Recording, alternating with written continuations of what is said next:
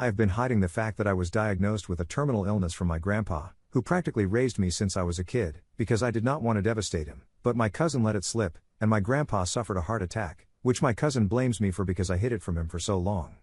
Posted by you/alive_specialist 8287. A year ago, I, 25M, was diagnosed with limb-onset ALS after a long struggle with experiencing foot drop and muscle weakness. Editor's note: ALS equals amyotrophic lateral sclerosis, also known as Lou Gehrig's disease, a nervous system disease that weakens muscles and impacts physical function. For a few months, I hid my diagnosis from everyone until the progression of the disease forced me to come clean. To be honest, I'm still coming to terms with this, and each day has been a living hell as I wake up not knowing what motor skills I will lose next. I have always been fiercely independent and the protector of the people I love, so it kills me knowing that everyone who loves me, my girlfriend especially, now has to bear the burden of my illness. The one person I haven't told is my grandpa, who raised me and my brother until we were teens because my parents were at work all the time. He's the one who cared for me the most, who has literally watched me grow up. I have always promised to take care of and give him the best of everything because he sacrificed to give me as much of a happy childhood as he could. Ever since I was diagnosed, the thought of having to tell my grandpa that his grandson has an incurable, degenerative disease has plagued me. I don't think I can gather up the courage to tell him or face the fact that I can't fulfill my promise. He's nearing 70, and I want him to live as happily as possible without worrying about me. The other day, we met for a family dinner. I don't see my grandpa very often now, so before the dinner, I was adamant that my grandpa would not find out. My brother and girlfriend agreed to cover for me using a wheelchair by saying I'd been injured playing soccer. Grandpa accepted the excuse, and all seemed to be well until my cousin, who wasn't aware my grandpa didn't know, brought it up. As I expected, he was devastated and couldn't stop asking me why I didn't tell him. Later that night, the sudden emotional shock likely triggered his heart condition. He has a history of heart attacks. My grandpa is now in the hospital, and I haven't been able to stop crying. My brother is furious at my cousin for revealing my diagnosis and even more so for not being apologetic since she's insisting that it's my fault because I should have just been honest with my grandpa. She called me manipulative and a liar and said that it wasn't my place to decide whether grandpa could handle it or not. The guilt is eating me alive, but at the same time, the aftermath just tells me that I was right to hide it because the news absolutely crushed my grandpa. I don't know what to do anymore except to pray that my grandpa makes it through. Am I the jerk? Top/relevant comments. Commenter: Nah. Oh love, I'm so sorry. That's such a heavy diagnosis. You're not a jerk, but at 69 your grandpa could live for another 20 years. You weren't going to be able to hide it forever, and he's a grown man. He doesn't need protecting from reality. He'll be devastated for sure, who wouldn't be? His precious grandson facing such a hard prognosis? His heart will break. But that's part of life. And the earlier you know about something horrendous, the sooner you can start to process it, you know? Your cousin didn't realize you hadn't told him. She's not a jerk for bringing it up. It's a big thing, and your loved ones are going to want to talk about it. It's awful that your grandpa is in the hospital, but that's the best place for him to be, and I'm sure they're doing all they can for him. And it is not your fault or your cousin's fault. It's natural to want to grasp onto blame when bad things happen, but it doesn't really help. Give yourself and your cousin some grace. You've both had very human reactions to a crap situation. Commenter 2. Maybe the cousin wasn't the jerk for bringing it up because they didn't know, but their reaction afterwards turned them into one. Calling a terminally ill person a manipulative liar for wanting to tell people on their own time isn't crappy behavior. Commenter 3. I mean, Op asked his brother and girlfriend to help him lie to his grandpa. I'd say that's pretty manipulative. In the cousin's situation, I'd feel horribly guilty for triggering grandpa's medical episode, but also feel incredibly angry at Op for making this something that I'd done wrong. How was the cousin meant to know that grandpa was being kept in the dark? And then feel guilty again about being angry at my terminally ill cousin. And then I expect I'd end up doubling down because seriously? What was Op thinking? That he'd just lie to grandpa until one of them died? Op, I'm so sorry you're going through this. Do you have a therapist you've been talking to about your diagnosis? If not, it's probably worth getting one, as you haven't been dealing with it in the best way. Op's response. Thanks for your comment, and you make valid points. I did make an edit after my brother spoke with my cousin over the phone.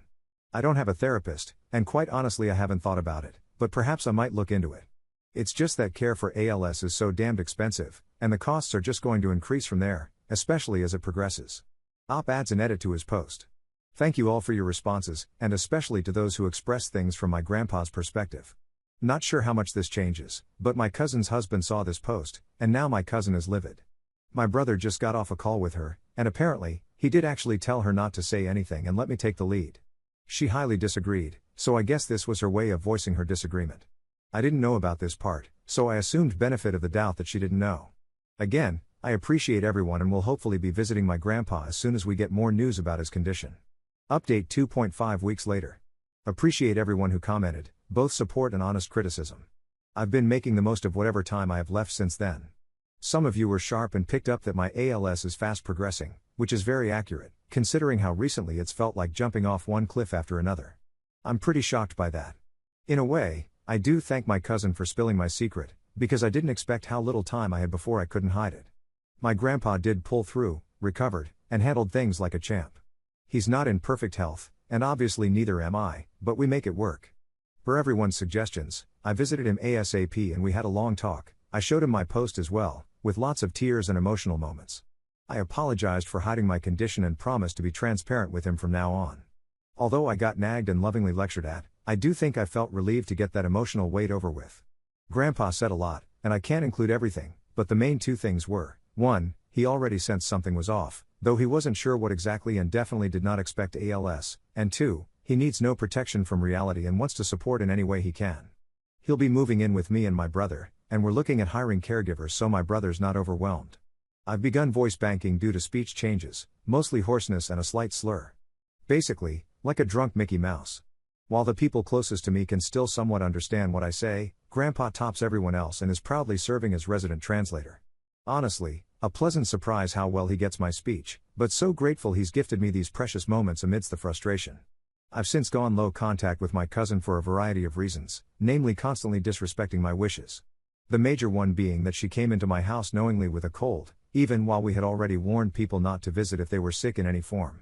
ALS screws with my immune system, and at this stage it's very easy for my respiratory system to become compromised, even with minor illnesses.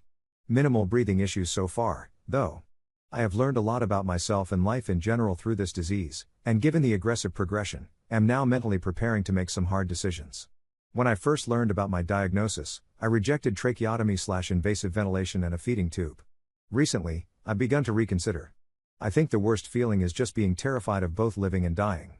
Trying to stay in a good place mentally and emotionally, and always grateful to have people I love and who love me by my side. I know this update isn't all sunshine, but I hope it gives some closure. Thanks, everyone. Top/relevant comments. Commenter.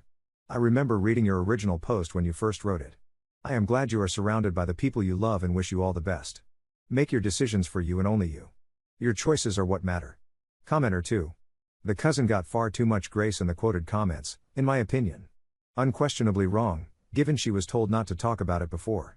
Even if it had been an honest mistake, I still think she was wrong. People should always take the lead from the sick person on how much to talk about their disease in a group setting. Also, Op got too much flack for lying. Sure, it's ultimately a poor call, but deeply understandable. Commenter 3.